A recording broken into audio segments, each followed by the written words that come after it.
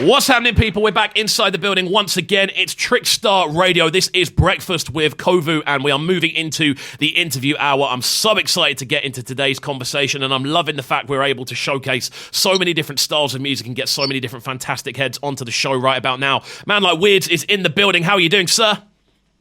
I'm good, Captain. How's yourself? I'm good, man. I'm good. It's great to have you on the line. This is one of the ones I've been really looking forward to doing. And obviously, just talking through your latest releases, we're going to get into loads of conversation. I'm so excited to have you on the line. So again, thank you for joining us. Same here, boss. Thank you for having me. Awesome. Right, so let's jump in straight away with something I really want to ask. That remix that we've just heard, the Play You remix, featuring yourself, obviously, Stonebwoy and AOJ. Talk to me about how this tune came together, because it's an absolute heater. I had the original song with AOJ, and then my management back in America decided, we needed a remix for it. So we did the Afrobeat remix, and then we did the dancehall remix.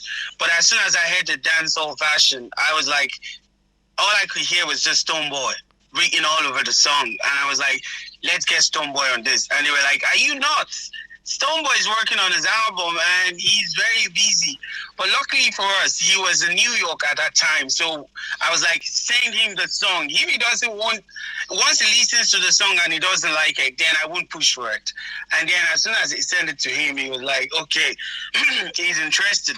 Actually, he recorded more than 6 versions of that song. Oh, wow. Like, he would record it, send it, and say, no, I have something better. So it's just exciting. I swear to God.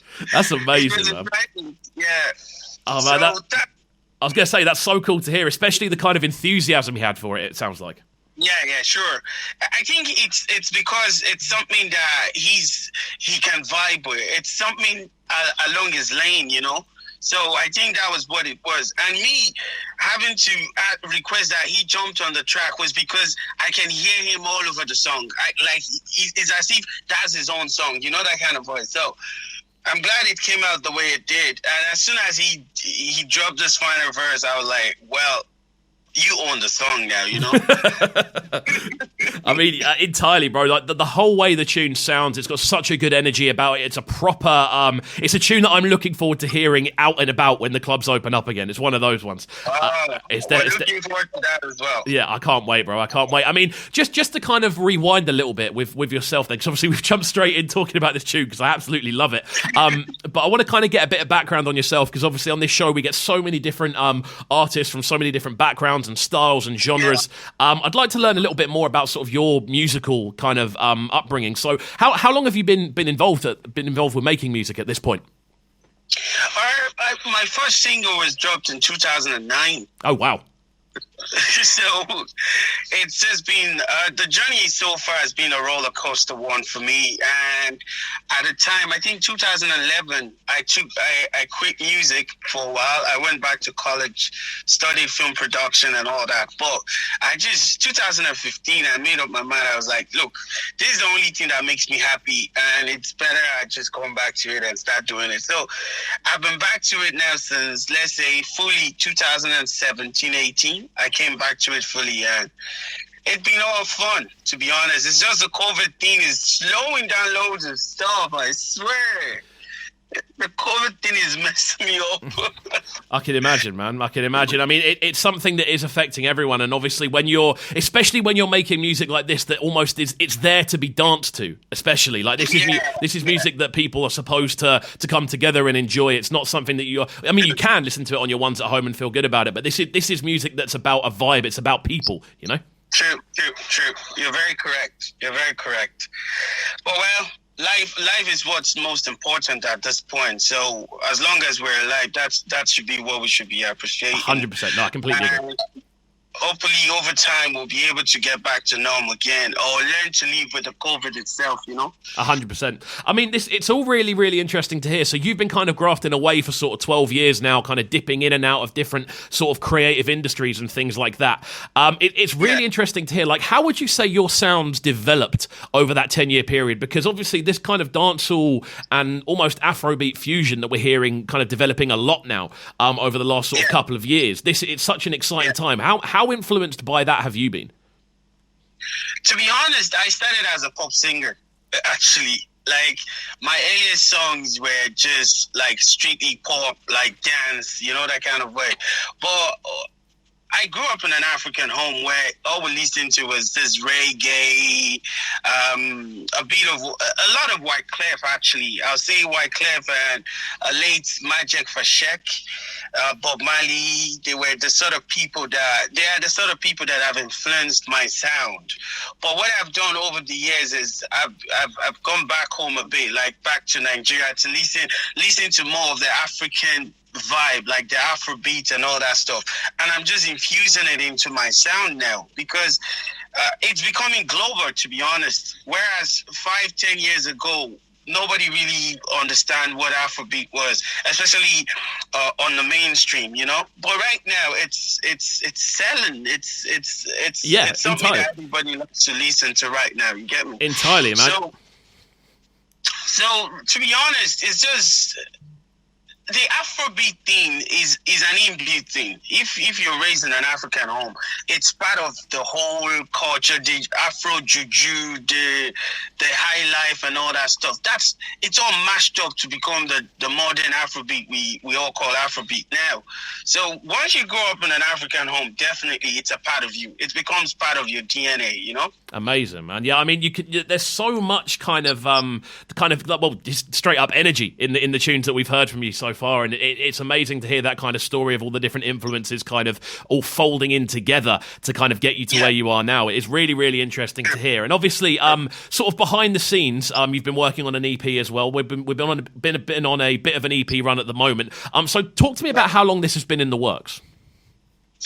Well, it's actually took about I actually completed the EP. I think that was in 2019. I completed the EP. So we were supposed to drop it that 2019, but we were supposed to drop it the first quarter of 2020, and then the whole COVID thing came in, and I couldn't travel back to New York to shoot the video for the Play You Remix and all that stuff. So but it wasn't until like October I just decided, look, let's put it out. You get what I'm saying? Like, I have a collaboration with a Gyptian on the same EP, and we're supposed to make a video for it and make it a big deal and all that stuff.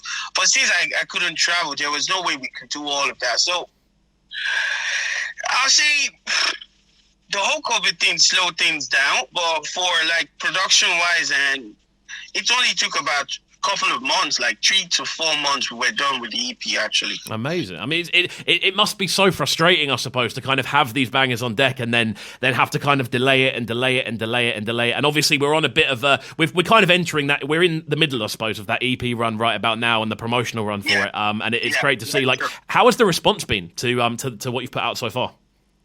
To be honest, it's great. It's great.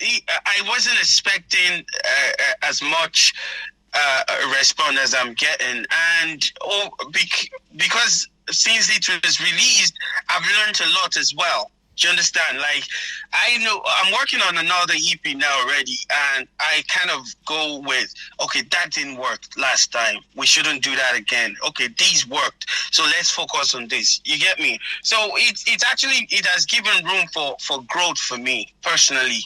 I've learned a lot from the people I've collaborated with. I've learned a lot from the likes of Weirdz and the PR team in the UK and all that stuff, that no matter how great a song sounds or how good you think you are, you need to put it out there. People need to hear it. If they don't hear it, it's as good as nothing, Of course. A cousin of mine once said something to me. He said, what's the point of cooking when there's no one eating? It's a great phrase. That's a fantastic phrase. I've got to say, I'm gonna steal that one off you. I'm gonna start saying it every day. It's all right. Definitely. No, I completely agree, man. And it's a really solid bit of advice. Obviously, there is to an extent no point kind of putting all this effort into building the stuff if there's not going to be anyone to hear it. So I completely agree. There is such a level of importance, especially now, in really kind of pushing the sound and making sure people are able to take it in.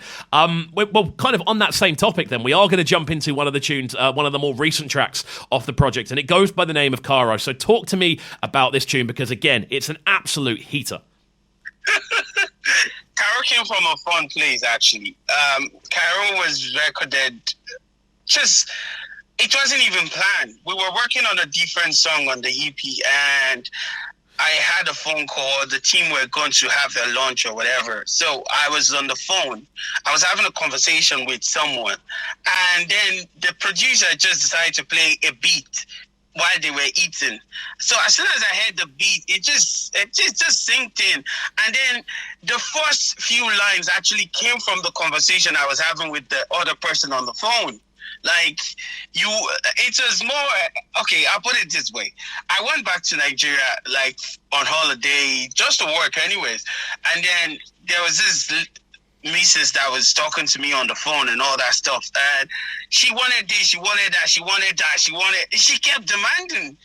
And I was like, look, I'm busy, you know, that kind of way. Okay, when are you coming to see me? She was like, oh, you know, blah, blah, blah. I was like, okay.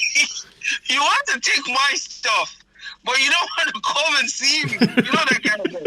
So I was like, you know what? I'll call you back.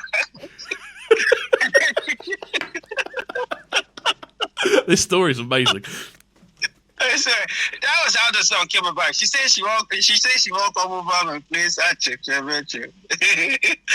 to that to Gumbody. The Gumbody is like, okay, you're supposed to come. Let me, you know, that kind of way. And she was like, no. I said, okay.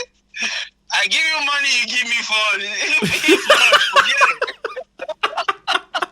This is amazing. Right, we're going to jump into this one right about now. I can't wait any longer. I need to get into this tune.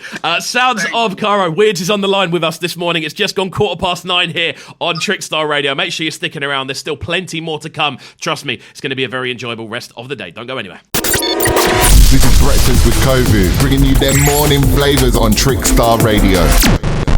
Trickstar Radio.